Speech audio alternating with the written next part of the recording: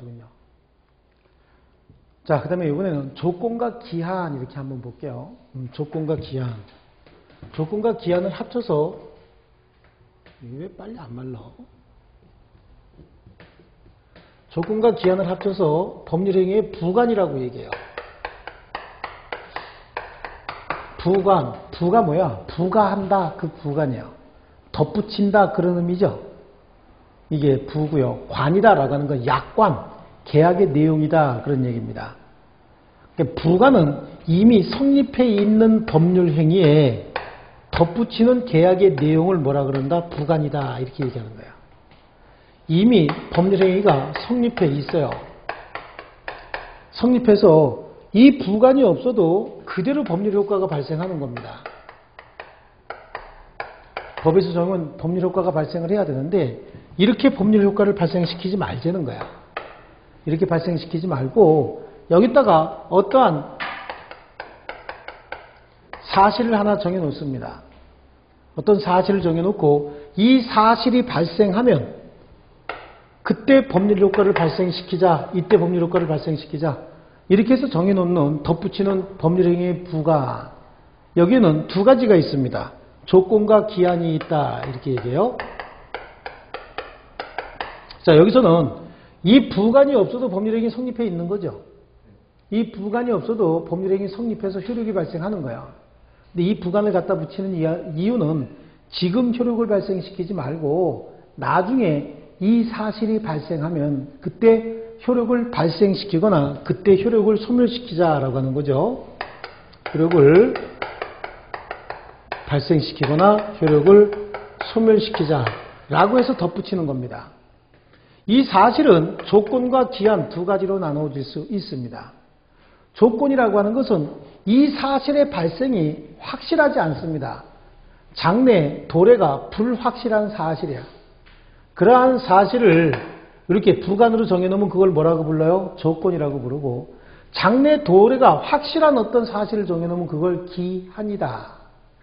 조금 더 예를 들면은, 예를 들어서 내일 우산을 사주겠다.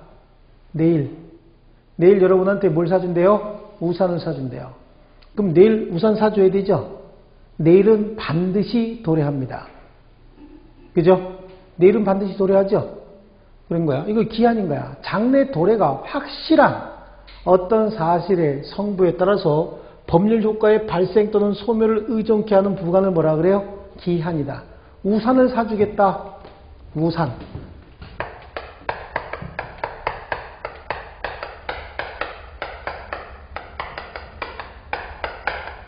우산을 사주겠다라고 얘기했어요. 그럼 우산을 사주는데 우산 사줘야 되겠죠? 그냥 아무 얘기 없이 우산 사줄게. 그럼 지금 사준다는 얘기예요. 그죠? 지금 사줄게. 그럴 수 있죠? 이런 얘기 안 해보셨어요? 야, 가자. 우산 사줄게. 그럼 우산 사러 가자. 그런 얘기잖아요. 지금 사주겠다는 얘기잖아요. 근데 여기다가 우산을 어떻게 하겠다는 얘기야? 내일 사줄게. 그럼 내일 우산을 사주겠다는 얘기죠? 그럼 어떻게? 이거는 반드시 내일은 도래합니까? 그럼 이걸 뭐라고 불러요? 기한이라고 부르는 거예요. 아시겠죠? 자, 우산을 사주는데 네 생일날 우산을 사줄게. 생일날도 반드시 도래합니까? 이것도 기한입니다. 비가 오면 우산을 사줄게. 비가 오면. 비는 반드시 옵니까? 비가 오면 우산을 사줄게. 비는 반드시 옵니까? 그렇죠? 비는 반드시 오죠? 언제 옵니까? 네, 언제인지 모르지만 반드시 오잖아요. 이거는 언제 올지 알아요? 몰라요? 내일은 언제 올지 알아요? 생일은 언제 돌아올지 압니까? 비는 언제 올지 알아요? 몰라요? 모르잖아요. 하지만 비는 반드시 오죠, 우리나라에. 그러니까 이것도 기한 맞죠? 이것도 뭐가 되는 거예요? 기한인 거야. 진짜로 확실히 도래하니까. 근데 이거는 언제 올지 확정돼 있죠, 처음부터. 이걸 뭐라 그래? 확정기한이다. 이거는 언제 올지 확정이 돼 있어요, 안 돼 있어요? 안 돼 있잖아. 그럼 뭐라고 부를까요? 불확정기한이다, 이렇게 얘기하는 거야. 뭐 이렇게 갖다 쓰냐? 무슨 기한이라고 불러요? 불확정 기한이다. 이렇게 얘기합니다. 아시겠죠? 근데 이게 아니고 우산을 사주겠다라고 하는데 우산을 사주기는 사주는데 네가 전교에서 5등 안에 들면 그래요. 전교에서 5등 안에 들면 우산을 사주겠다. 전교에서 반드시 5등 안에 드나요? 쉽지 않죠? 그렇다고 불가능한 것도 아니죠. 장래 도래가 확실합니까? 불확실합니까? 불확실합니다. 이거하고는 의미가 좀 다르죠.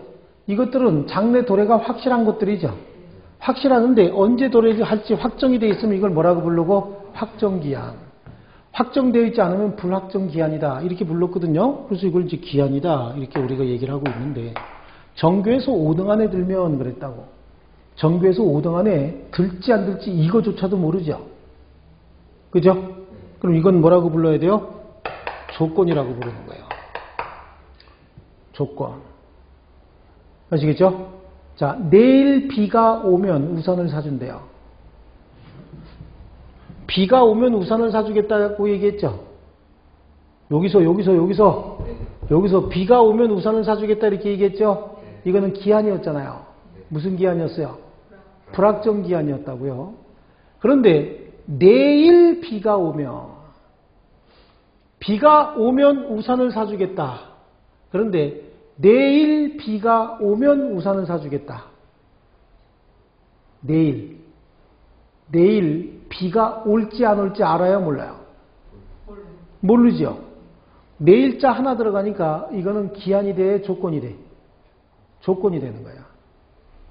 이렇게 획일적으로 정하는 것이 아니라 그때그때 상황에 따라서 이게 과연 도래가 확실하냐 불확실하냐 이거 갖고 따져야 돼요. 그래서 장래 도래가 확실한 어떤 사실의 성부에 법률 효과의 발생 또는 소멸을 의존케 하면 그걸 뭐라 그러고요? 기한이다.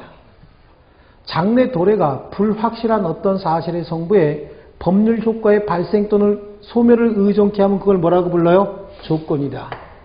자, 그러니까 비가 오면 우산을 사주겠다. 조건이에요? 기한이에요? 기한이죠. 내일 비가 오면 우산을 사주겠다. 조건입니까? 기한입니까? 조건이잖아요. 크리스마스 때 케이크를 사주겠다. 기한이에요? 조건이에요? 기한입니까? 그게? 그쵸? 시험에 합격하면은 차를 사주겠다. 조건이에요? 기한이에요? 조건이죠. 시험에 합격할지 안 할지는 모르잖아요. 그죠? 그렇습니다. 이제 조건하고 기한은 구분되겠네. 그죠? 내일 비가 오면 우산을 사줍니다. 조건이죠. 그래요. 자, 옆집 아저씨가 사망하면 그 집을 사겠다라고 얘기했어요. 옆집 아저씨가 사망하면 그 집을 사겠다. 조건일까요? 기한일까요? 예? 기한이죠. 언젠간 죽죠. 언제 도래할지 모르지만 언젠간 죽잖아요. 그죠? 죽을지 안 죽을지 몰라요? 아니 그런 게 어디 있어. 언젠간 죽지. 그죠? 그러니까 옆집 아저씨가 죽으면 그 집을 내가 사겠다라고 했대요. 그렇다는 얘기는 그분이 죽을지 안 죽을지 모르는 건 아니야. 죽어. 반드시 죽어요. 하지만 언제 죽을지 모르죠. 그죠? 자, 풍산개가 죽으면 진돗개를 주겠다. 기한이잖아요. 풍산개 언젠가 죽죠? 그죠? 그렇습니다. 그런 게 기한과 조건을 구분하셔야 됩니다. 그래서 거기 조건과 기한 그래요. 조건과 기한의 구별은 장래 도래가 불확실한 사실의 성부의 법률 효과의 발생 소멸을 의존케 하는 부가는 조건이라 하고 장래 도래가 확실한 사실의 성부의 법률 효과의 발생 소멸을 의존케 하는 법률행위 부가는 뭐라 그런다? 기한이라고 한다. 좋은 얘기 많이 나와 있죠? 자, 그러니까 조건과 기한은 장래 도래가 확실하냐 불확실하냐 이거에 따라서 달라지죠. 자, 이때 조건 먼저 하는데 조건의 종류 먼저 정지 조건과 해제 조건이 있어요.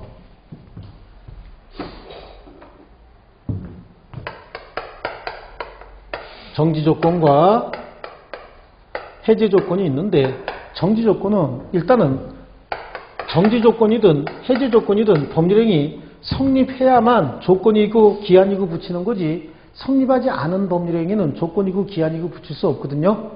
그러면 정지 조건은 뭐냐? 일단 성립한 법률행위가 효력이 발생하지 않고 있다가 조건이 성취되면 그때부터 효력이 발생하는 조건을 뭐라고 불러요? 정지 조건이다. 효력이 발생하지 않고 있다가 조건이 성취되면 그때부터 효력이 발생하면 무슨 조건이요? 정지 조건이야. 법률행위 효력이 발생하고 있다가 조건이 성취가 되면 그때부터 효력이 소멸하는 걸 뭐라 그런다? 해제 조건이다. 이걸 뭐라 그러고요? 발생하는 조건을 정지 조건. 효력이 발생하지 않고 있다가 효력이 발생한다. 무효가 유효로 된다. 유효가 무효로 된다. 아시겠어요? 정지 조건과 해제 조건. 자, 다시 한번.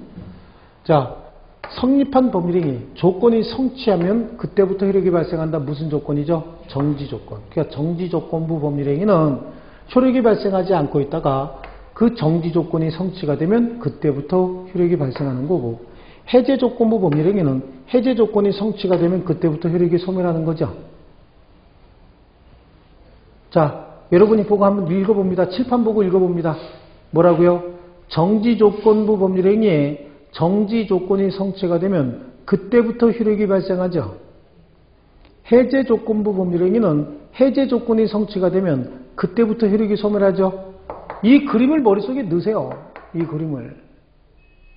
그럼 이거 보고 읽으면 되잖아. 정지 조건부 법률행위는 정지 조건이 성취되면 효력이 발생하고, 해제 조건부 법률행위는 해제 조건이 성취가 되면 효력이 소멸한다죠.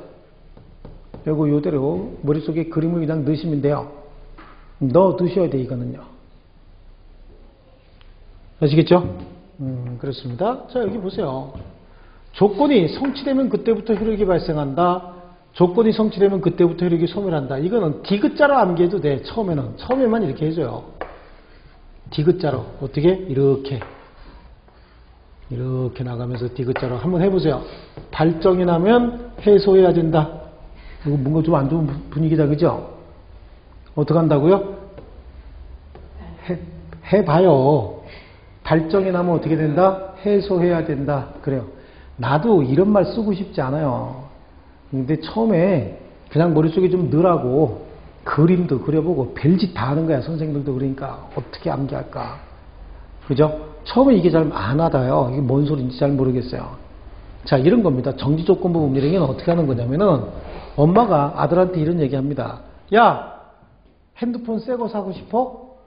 그럼 어머니가 이렇게 얘기하죠. 아들한테. 야, 전교에서 5등 안에 들면 핸드폰 새로 사줄게. 이렇게 얘기하는 거야. 그런 거 얘기해봤죠? 무슨 조건이야? 핸드폰 사주겠다고 했죠? 법률행위 성립했잖아. 사주겠다고 했잖아요? 근데 지금 사준대, 나중에 사준대. 나중에, 지금 말고 나중에 어떤 사실을 정해놨어? 전교에서 5등 안에 들면 그때 사주겠대잖아. 그러니까 법률행위 지금 하면서 지금 효력이 발생하는 것이 아니라 조건이 성취되면 효력이 발생하죠? 이게 정지조건부 법률행위야. 아들아, 전교에서 5등 안에 들면 서울에 있는 집 넣어줄게. 이거죠? 그렇습니다. 이게 정지조건부 법률행위야. 그런데 조건이 성취되면 반드시 해줘야 되나요? 정지조건부 법률행위에 정지조건이 성취가 되면 반드시 해줘야 됩니까? 뭘 망설여. 효력이 발생하면 당연히 해줘야죠. 안 해주면 채무불이행이요, 그게. 그죠? 근데 우리 엄마들 맨날 약속만 하고 부도를 많이 날리죠? 그러니까 아들들이 뭐래? 엄마, 미리 줘. 5등 안에 안 들면 반환할게. 이게 뭐요? 미리 어떻게 하라고? 증여해달라고. 미리 사달라고. 5등 안에 안 들면 어떻게 한다고요? 반환한다고. 무효로 만들겠다 그런 얘기죠. 이건 뭐죠? 해제조건부 법률행위인 거야. 아시겠죠? 자, 정지조건이 성취되면 그때부터 효력이 발생하고, 해제조건이 성취되면 그때부터 효력이 소멸하는 거죠. 그때부터 그러니까 이게 소급효가 있는 거예요, 없는 거예요? 그때부터니까 비소급이 원칙이죠? 비소급인 거예요. 다만 이건 강행 규정이 아니고 무슨 규정이에요? 임의 규정인 거예요. 임의 규정이기 때문에 당사자 합의로 소급효 정할 수는 있어요. 자, 거기 조건, 정지조건과 해제조건인데 오른쪽으로 보세요. 거기 147조가 먼저 나와 있죠. 148조가 먼저 나와 있죠. 147조가 그 밑에 있어요. 147조 한번 볼게요. 조건 성취 효과인데 정지 조건이 있는 법률행위는 그 조건이 성취한 때로부터 효력이 생긴다. 해제 조건이 있는 법률행위는 조건이 성취한 때로부터 효력을 잃는다. 그거 보이시죠? 보셨습니까? 그래요. 자, 그런데 조건이 성취된 때로부터 효력이 생기고 조건이 성취된 때로부터 효력이 소멸한다. 그럼 요 안에 지금 요 당사자는 어떤 기대가 생길까? 아들아, 정규에서 5등 안에 들면 서울에 있는 집 넣어줄게 그랬죠. 그럼 아들이 공부 열심히 하면서 가슴에 뭐가 뛰고 있어? 기대감, 희망이 뛰고 있죠. 그래서 여기도 내가 5등 안에만 들면 나는 집이 하나 생긴다. 여기도 정규에서 5등 안에 들면 집 안 뺏긴다. 그런 희망을 갖고 있죠. 내 집으로 확정이 된다라고 하는 희망을 갖고 있잖아요. 이걸 뭐라고 얘기하냐면 기대권 내지는 희망권이다 라고 얘기한다고. 기대권, 희망권도 일종의 뭐예요? 재산권으로 봐요. 내가 열심히만 하면 생기는 거잖아. 내가 열심히만 하면 안 뺏기는 거죠. 이 기대권, 희망권은 나중에 실현이 되는 권리야. 하지만 현존하는 권리예요? 아니면 아직 존재하지 않는 권리예요? 기대, 희망은 현재 있는 거지. 실현은 나중에 되죠. 실현은 나중에 돼도 현재 기대, 희망이 있는 거잖아요. 아시겠죠? 그래서 이것도 현존하는 권리로서 보호해야 된다라고 하는 거야. 그 보호 규정이 위에 보면 뭐 있어요? 148조, 149조가 있죠? 그죠? 그 148조에 조건부 법률행위의 당사자는 조건 성부가 미정인 동안에 조건 성취로 인하여 생길 상대방의 이익을 해하지 못한다. 조건의 성취가 미정인 동안 요 기간 중에 조건 성취로 인하여 생길 상대방의 이익을 해하지 못한다. 이 무슨 소리야? 엄마가 아들한테 야 정규에서 5등 안에 들면 서울에 있는 집 넣어줄게 라고 해놓고 그 서울에 있는 집을 시집간 딸이 사위하고 같이 와갖고 자꾸만 알짱알짱 된다고 거기다가 주는 거예요. 이게 뭐예요? 조건 성취로 인하여 생길 아들의 이익을 해치는 행위죠. 그럼 아들 김새잖아. 그죠? 김새니까 149조에 뭐라고 돼 있냐면 조건 성부가 미정인 권리 의무는 일반 규정에 의하여 처분 상속 보존 또는 담보로 제공할 수도 있다. 오이. 기대권 희망권을 어떻게 할 수도 있다고요? 담보도 제공할 수 있다는 거야. 보존행위도 할 수 있대요. 그러니까 아들이 뭐래요? 엄마 정규에서 5등 안에 들면 나한테 주기로 했잖아. 그랬더니 어머니가 뭐래죠? 정규에서 5등 안에 아직 못 들었잖아. 그런 얘기하죠. 이거 지금 못 준다 그런 얘기야. 그럼 5등 안에 들 가능성이 있으니까 주지 말고 어떡하자고 보존해 놓자고 내 이름으로 가등기 해달라고 또 할 수 있다는 거예요. 아시겠죠? 또 담보도 제공할 수 있다는 겁니다. 누나 정규에서 5등 안에 들면 이거 내 집 되니까 그때 내가 누나한테 싸게 임대할 테니까 지금 돈 좀 빌려줘. 할 수 있어요 없어요? 있어요. 정규에서 5등 안에 들 가능성이 있으면 지금 빌려줘야 되죠. 담보로 제공할 수도 있다 그런 겁니다. 자 다시 한번 얘기하면 그럼 이 기대권, 희망권이 현존하는 권리예요? 아직 현존하지 않는 권리예요? 현존하는 권리죠. 장래에 실현이 된다라고 하더라도 현재 있는 권리인 거야. 그러니까 일반 규정에 의하여는 일반 재산권하고 똑같이 그런 의미예요. 처분, 상속, 담보 제공 다 할 수 있대죠. 처분, 상속, 보존, 담보로 할 수 있다. 됐습니까? 자, 이게 이제 조건인 거고요. 이번엔 기한을 한번 볼게요. 기한은 장래 도래가 확실해야 되죠. 장래 도래가 확실한 어떤 사실의 성부에 법률 효과의 발생 또는 소멸을 의존케 하는 법률행위의 부관을 뭐라 그런다? 기한이다. 이렇게 얘기합니다. 장래 도래가 어떻게 해야 된다 그랬어요? 확실해야 된다고. 이 기한도 두 가지가 있어요. 시기가 있고요. 종기가 있습니다. 시기, 종기 이렇게 나눠집니다. 시기가 도래하면 법률 효과가 발생합니다. 종기가 도래하면 법률효과가 소멸해버리는 거야. 종기가 도래하면 법률효과는 그냥 소멸해버립니다.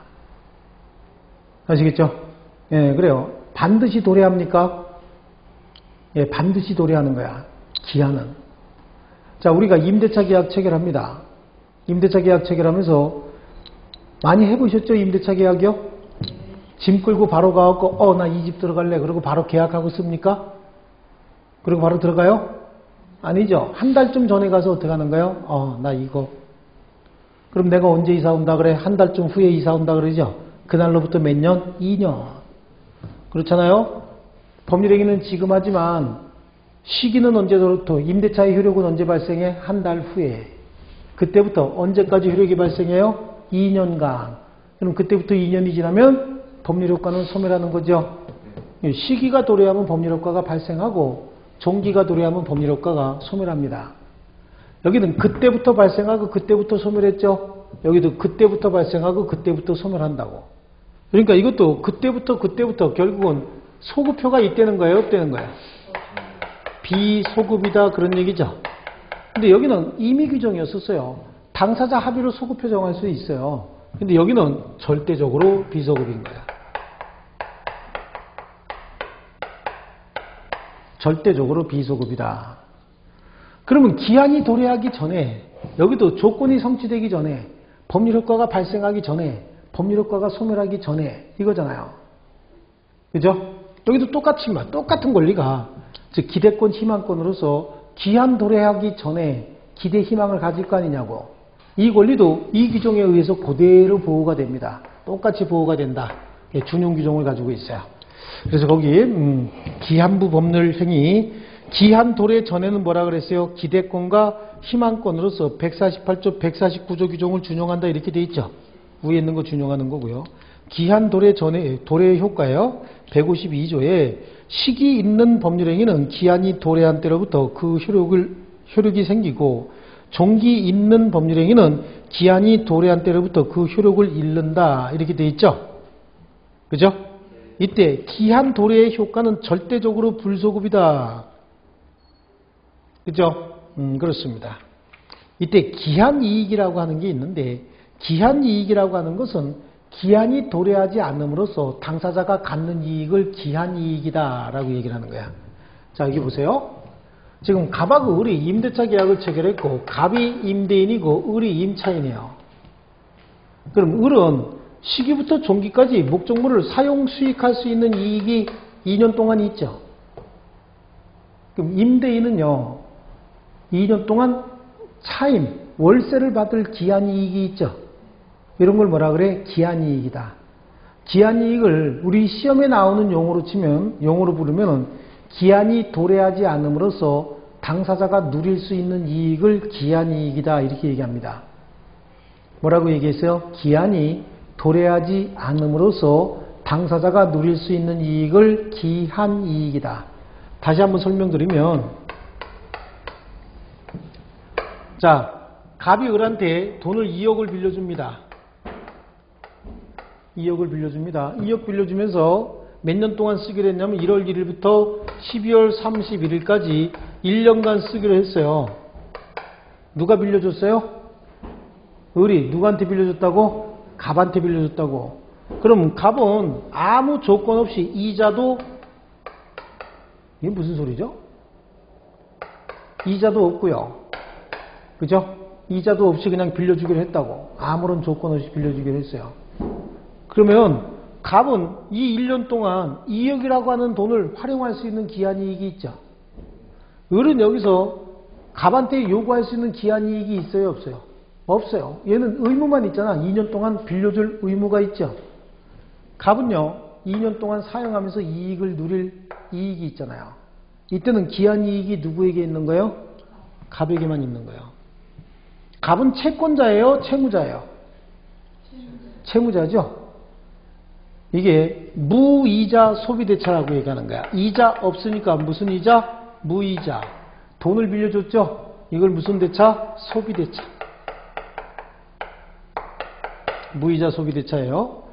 무이자 소비대차는 결국은 이자 없이 돈만 쓰니까 누가 이익을 봐? 갑이니까 누구죠? 채무자가 기한이익을 갖습니다. 자, 요 부대는 갑이 가지고 있는 물건을 을이 창고를 가지고 있는 사람이 창고업을 해요. 근데 갑이 가지고 있는 이 물건을 을의 창고에 맡긴다. 맡기는 걸 뭐라 그러죠? 임치라고 얘기하는 거야. 임치인데 무상으로 임치하기로 했어요. 그냥 1년 동안 한쪽 구석에 놔두기로 했다고. 이걸 무슨 임치라고 얘기해? 무상임치라고 얘기한다고. 무상임치.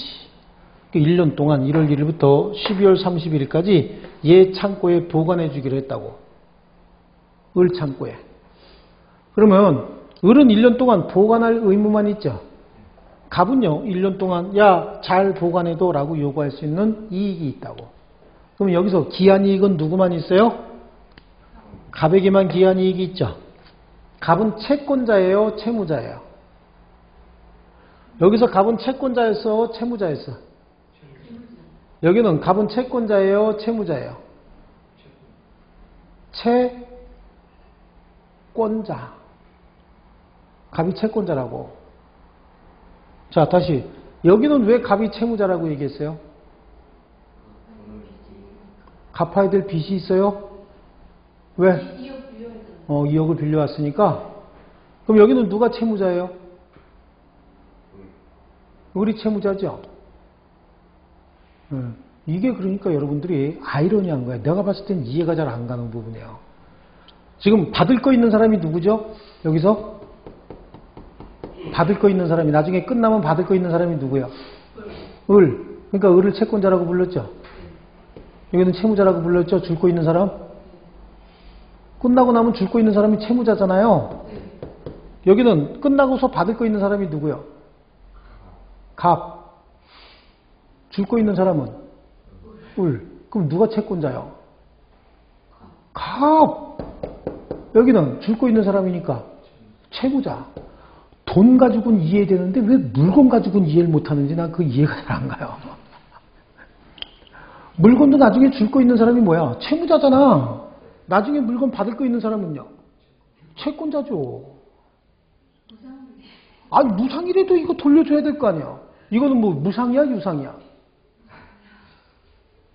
이게 돈 가지고 얘기하면은 채권자 채무자를 아는데 돈도 뭐예요? 동상 물건이에요. 돈도. 아시겠죠? 물건도 뭐죠? 줄 거 있는 사람이 뭐야? 채무자. 쌀 빌려왔어. 쌀 먹었어. 나중에 쌀 주기로 했어. 빌려온 사람이 채권자예요? 채무자예요? 빌려온 사람. 채무자. 돈 아닌데? 아니, 똑같잖아. 결국은. 그죠? 그러니까 항상 받을 거 있는 사람이 어떤 사람이에요? 채권자인 거예요. 줄 거 있는 사람이 채무자고. 그러니까 여기는 무이자 소비대차는 이렇게 해서 갑 이렇게 안 나온다고. 그러면 누가 기한이익이 있어요? 채무자. 그죠? 무상임치는 누가 기한이익이 있어요?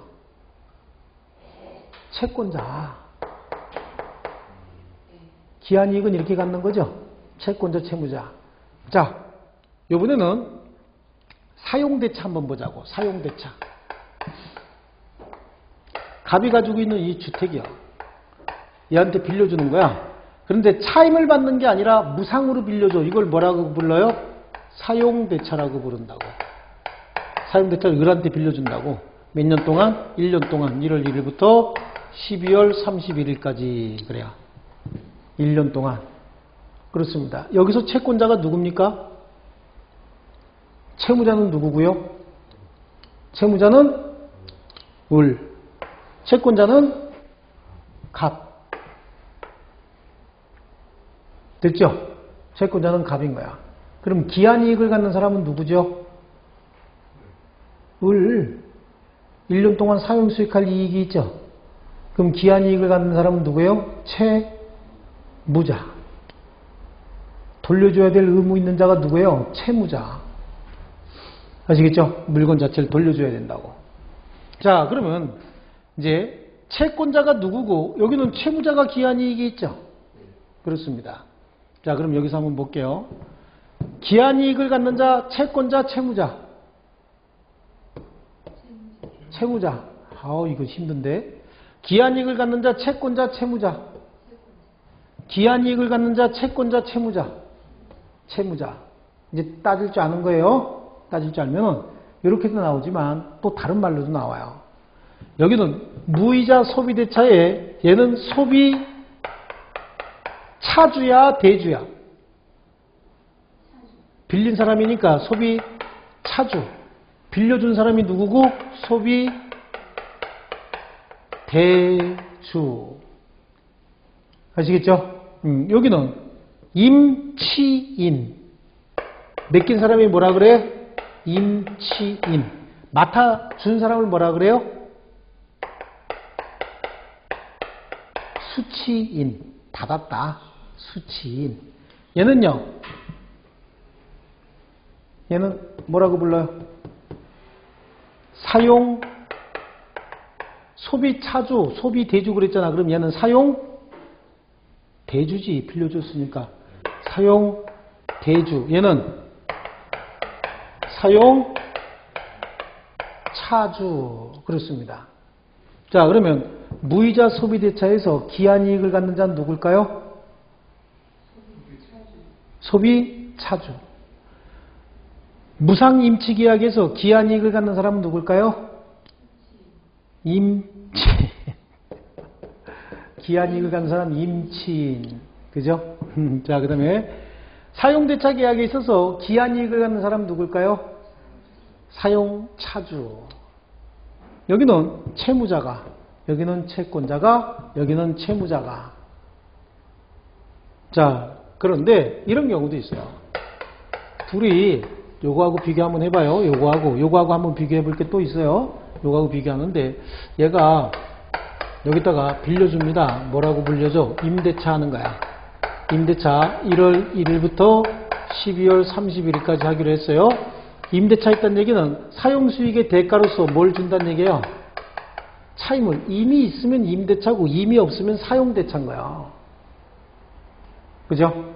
그러면 이 경우에는 갑은 1월 1일부터 12월 31일까지 뭘 해줘야 되는 거야? 목적물 사용수익을 제공해 주죠. 그죠? 그럼 을은요. 1월 1일부터 12월 31일까지 정해진 기일에 뭘 줘야 돼? 차임을 줘야 된다고. 그럼 목적물에 관해서는 누가 권리가 있어요? 목적물에 대해서 사용수익할 권리는 누가 있어요? 을. 그러니까 을이 여기서 뭐야 지금? 을이. 목적물에 대한 기한이익은 누가 갖고? 을이 갖고. 차임에 대한 기한이익은 누가 가져요? 갑이 1년 동안 차임받을 수 있는 기한이익이 있잖아요. 그러니까 여기는 기한이익이 누구에게 있어? 쌍방에게 있는 거야. 쌍방 모두에게 기한이익이 있죠. 여기는 지금 갑이 갖는 이익은 없잖아요. 그죠? 여기서도 을이 갖는 기한이익은 없죠. 빌려만 주는 거야. 여기도 을이 갖는 기한이익은 없죠. 의무만 있잖아요. 근데 여기는 각각 모두 있어요? 이익이 있어요. 여기 한번 볼까? 이거하고 비교해서. 자, 똑같이 을이 갑에게 돈을 빌려줘요. 얼마 빌려줄까? 2억을 빌려줍니다. 2억을 빌려주면서 매월 차임을 1%씩 주기로 했대요. 차임이 아니라 이자를 1%씩 주기로 했대. 1월 1일부터 12월 31일까지. 그러면 갑은 1년 동안 2억을 활용할 수 있는 기한이익이 있죠. 을은요. 1년 동안 1%의 이자를 받을 기한이익이 있죠. 여기도 기한이익이 쌍방에게 모두 있네. 그렇죠? 여기 쌍방에게 모두 있는 거야. 이걸 뭐라 그래? 기한이익이다. 조금 어려운 말로 기한이 도래하지 않음으로써 당사자가 누릴 수 있는 이익, 이걸 뭐라 그런다? 기한이익이다. 이렇게 얘기하는 거예요. 이해되셨어요? 기한이익이다. 이렇게 얘기합니다. 근데 이 기한이익에 관한 우리 민법 규정은 강행 규정은 아닌 거야. 합의로 달리 정할 수 있어요. 예를 들어서 여기 보세요. 요거. 임대차 했거든요. 임대차 했는데 당사자가 미리 합의했어요. 비록 1년으로 했지만 1년 미만 중에 혹시라도 갑이 나가라 그러면 이사 가기로. 조건 없이 이사 가기로. 아니면 이럴 수도 있죠. 을도. 1년이 지나가기 전에 혹시 내가 이사 가겠다고 하면은 조건 없이 보증금 빼주기로 약정을 하잖아요. 그렇죠? 이렇게 반대 특약을 당사자끼리 할 수 있어요. 그러다 보니까 기한이익에 관한 우리 민법 규정은 강행 규정이 아니라 무슨 규정이요? 임의 규정이야. 둘이 합의로 달리 정할 수 있는 규정이에요. 그러다 보니까 기한이익이 이렇게 우리 법으로 정해져 있어도 당사자 합의로 야, 기한이익은 네가 갖는 게 아니고 내가 정할 수 있다고. 기한이익을 네가 갖는 게 아니고 누가? 내가 결정할 수 있다. 기한이익을 네가 갖는 게 아니고 내가 결정할 수 있다. 어떻게 하는 거야? 야, 1년 동안 써. 1년 동안 쓰다가 혹시 내가 누구한테 임대가 되면 그냥 좀 이사 좀 가줄래? 그럼 얘가 싫어요. 그러면 그럼 너 말고 딴 애 찾아볼게. 이럴 수도 있죠. 그렇잖아. 당사자 합의를 달리 정할 수 있어요. 그러다 보니까 기한이익이 누구에게 있는지 분명치 아니한 경우도 있어요. 왜냐하면 합의를 하는 과정에서 합의가 어떻게 성립했는지 지도 잘 기억이 안 나는 경우도 있다고. 그럼 누구를 보호해야 돼? 채권자 보호해야 돼? 채무자를 보호해야 돼요? 경제적 약자가 누구죠? 채무자잖아요. 그래서 기한이익이 누구를 위해서 존재하는지 분명치 아니할 때는 채무자의 이익을 위한 것으로 추정이 된다. 이렇게 되어 있어요. 누구의 이익을 위한 것으로 추정이 된다고요? 채무자의 이익을 위한 것으로 추정이 된다. 이 기한이익이에요. 47페이지 맨 밑에 그게 나오죠? 그죠? 채무자의 이익을 위한 것으로 뭐 한다고요? 추정한다. 그 밑에 보시면 기한이익의 상실사유가 나오잖아요. 기한이익의 상실사유 그래요. 기한이익 상실사유는 자 여러분이 한번 잘 보세요. 이 민법은 이게 여러분이 생각을 많이 하셔야 돼요. 생각을 많이 하셔야 되고 쓰는 것보단 제가 늘 그래요. 다른 과목은 내가 잘 모르겠어요. 근데 이 쓰는 게 여러분이 앉아서 제가 이렇게 설명해 준 거 금방 그대로 이렇게 받아쓰고 이러는 게 좋지 않아요. 실제로 효과 안 올라가요. 머릿속에 잘 보면서 이렇게 저장하는 게 제일 좋아요. 자, 여러분이 을이라고 한번 생각해 봐요. 을이야. 여러분이 갑이라고 하는 자에게 2억을 빌려줍니다. 빌려주는데 그냥 빌려주는 게 아니죠. 어떻게 하기로 했어요? 담보를 잡는 거야. 담보. 그래서 여기다가 저당권을 설정해 줘야 됩니다. 저당권을 설정해 주기로 했고 매월 1%의 이자를 지급하기로 했다고 이렇게 약정을 했어요. 그리고 2억을 빌려줬습니다.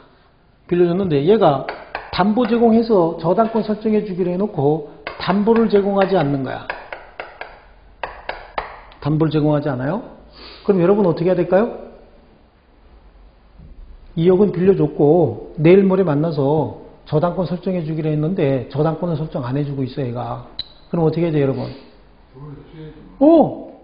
돈을 회수해야죠.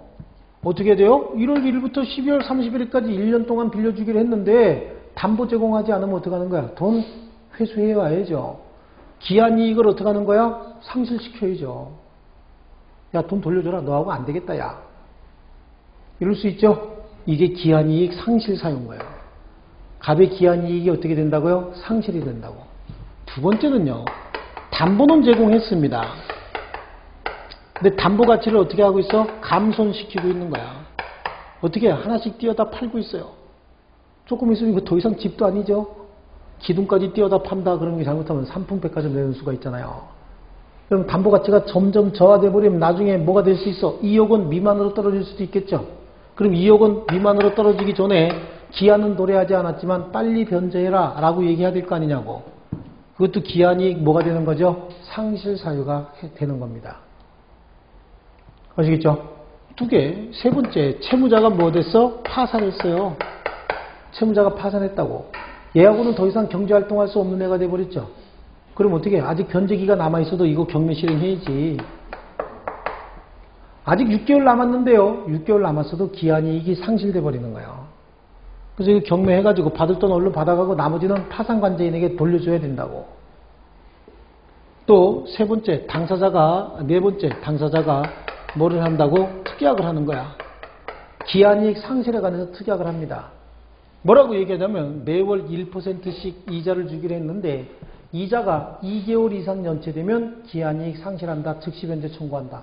근데 얘가 2개월 이상 이자를 안 주고 있어요. 그럼 어떻게 해요? 바로 변제 청구해서 경매 실행해야 되겠죠. 그래서 이것들이 기한이익 상실 사유에 해당하는 거야. 담보를 제공하기로 해놓고 담보 제공하지 않는다. 담보는 제공했는데 담보 가치를 어떻게 하고 있다? 감손시키고 있다. 채무자가 파손했다. 당사자끼리 기한이익 상실에 관한 특약을 했고 그 정한 사실이 발생했다. 그럼 더 이상 기한 이익을 주장하지 못하는 겁니다. 됐죠? 거기 1번엔 담보가치 감손, 2번이 담보 제공 의무를 이행하지 않는 때, 채무자가 파산한 때, 당사자 간에 특약이 있는 때 이렇게 돼 있죠? 자, 그게 기한이익 상실 사유에 해당합니다. 자, 또 조금 쉬었다가 기간의 계산 이거 할게요. 다음 주까지만 목요일날 하죠? 네. 그 마지막 주부터, 그 다음에 11월 달에부터는 정식 수업입니다. 그죠? 정식 수업이 들어가면 월요일입니다. 민법 수업이. 아시겠죠? 정식 수업이 들어가면 월요일부터입니다. 그래서 이달 말부터 정식 수업이 들어간다고 보고, 네, 월요일 날로 오셔야 돼요. 그러니까 다음 주까지만 목요일 날 하고, 정상 수업이 원래 월요일이에요. 그러니까 이제 이달 말부터는 정상적으로 수업 들어간다고 보고 월요일 날 오셔야 돼요. 좋습니다. 좀 쉬겠습니다.